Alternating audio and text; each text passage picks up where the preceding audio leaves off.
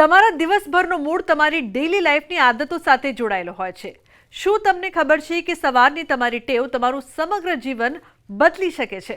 આજે અમે તમને જણાવીશું કેટલીક એવી ટેવ વિશે જે ટેવ ન માત્ર આરોગ્ય સુધારે છે પરંતુ માનસિક ઉર્જા અને ફોકસ પણ વધારે છે। ચાલો જાણીએ તેના વિશે।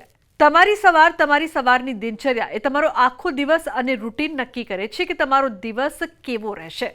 સવારમાં વહેલા ઉઠવું દિવસની સારી શરૂઆત કરવાનો સૌથી સરળ રસ્તો છે।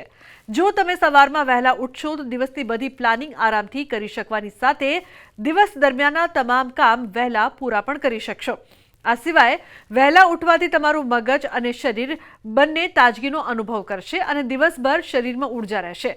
વહેલી સવારે ખાલી પેટ ગરમ લીંબુ પાણી પીવાથી તમારું પેટ સાફ રહે છે અને મેટાબોલિઝમ પણ સારું ચાલે છે। લીંબુમાં વિટામિન સી હોય છે જે ઇમ્યુનિટી વધારે છે અને ત્વચાને ચમકદાર બનાવે છે। બસ એક ગ્લાસ ગરમ પાણીમાં અડધું લીંબુ નાખીને પી લો। દિવસભર હળવો અને તાજગીનો અનુભવ થશે। સવારમાં હળવું સ્ટ્રેચ કરવું અથવા થોડી કસરત કરવાથી શરીરમાં બ્લડ સર્ક્યુલેશન પણ સારું રહે છે। 5-10 મિનિટની સ્ટ્રેચિંગ પછી થોડી વોક અથવા યોગ કરવાથી તમે આખો દિવસ એક્ટિવ અને ફોકસ રહેશો। આ ટેવ ખાસ કરીને તે લોકો માટે ખૂબ ફાયદાકારક છે જે વધારે સમય બેસીને કામ કરે છે। સવારમાં 5 થી 10 મિનિટ ધ્યાન લગાવવાથી મગજ શાંત રહે છે અને વિચારવાની ક્ષમતા પણ વધે છે। ધ્યાન કરતી વખતે બસ તમારા શ્વાસ પર ધ્યાન આપો। આમ કરવાથી તમે દિવસભર પોઝિટિવ અને પોતાના કાર્યમાં ફોકસ રહેશો। આ ટેવ તણાવ ઘટાડવામાં અને દિવસભર એક્ટિવ રહેવામાં મદદ પણ કરશે। આ સિવાય સવારનો નાસ્તો દિવસભર ઉર્જા જાળવવા માટે ખૂબ જ જરૂરી હોય છે। ઓટ્સ, દલિયા, ફળ અથવા ઈંડા જેવી હેલ્ધી વસ્તુઓ ખાઓ। આથી પેટ પણ સારું રહે અને આખો દિવસ તાજગીભર્યો રહે। હેલ્ધી નાસ્તો તમારા મગજ અને શરીર બંનેને એક્ટિવ રાખે છે। સવારમાં તમારા દિવસની પ્લાનિંગ કરો અને પોઝિટિવ વિચાર અપનાવો। 3 થી 5 મિનિટ તમારા કામ અને જરૂરી ટાસ્ક લખી લો। પોઝિટિવ મ્યુઝિક સાંભળવું અથવા મોટિવેશનલ નોટ્સ વાંચવું દિવસની શરૂઆત સારા મૂડમાં કરવા માટે મદદ પણ કરે છે।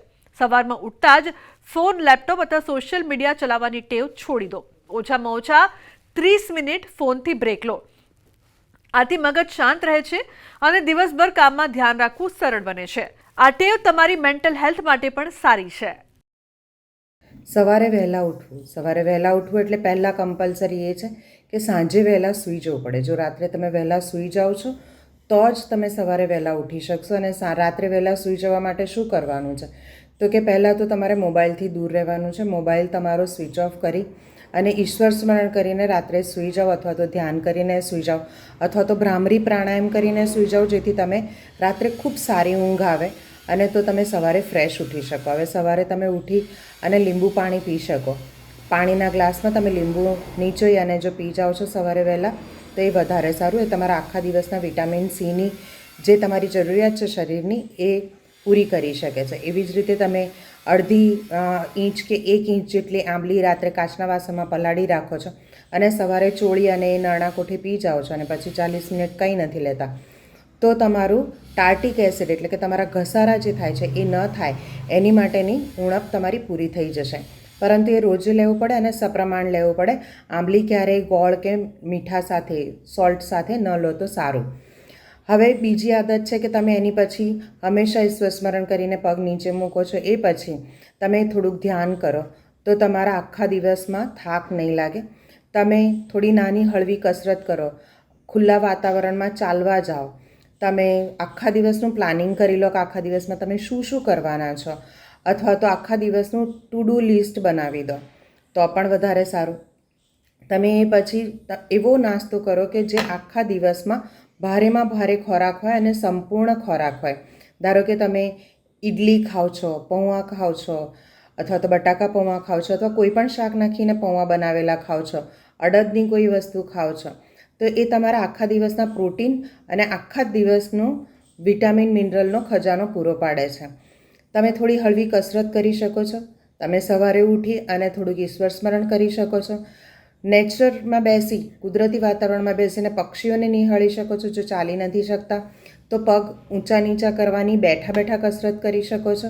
એવી જ રીતે તમને પાની દુખે છે તો પાની દુખતી હોય તો તમારા નળો જે છે પગની પાછળ પાનીની ઉપરનું જે હાડકું છે એમાં મસાજ કરી શકો છો। ઉઠતા પહેલાં થોડુંક સ્ટ્રેચિંગ કરી અને પછી જો ઉઠો છો પથારીમાંથી તો તમને થોડીક તકલીફ ઓછી પડશે. હાથ પગના દુખાવા હોય તો સ્ટ્રેચિંગ કરવું હિતાવહ છે. બહુ જ નાની નાની વસ્તુઓ છે, પણ જો ધ્યાન રાખશો તો લાંબુ અને સારું સ્વસ્થ જીવી શકાશે. તો આજના અમારા આ અહેવાલમાં બસ આટલું. ફરી મળીશું એક નવી અને મહત્વપૂર્ણ જાણકારીની સાથે, પરંતુ આ વિડીયોને આપ વધુમાં વધુ લાઇક કરીને વધુમાં વધુ શેર કરજો, જેથી આ મહત્વની જાણકારી બીજા લોકો સુધી પણ પહોંચી શકે. નમસ્કાર.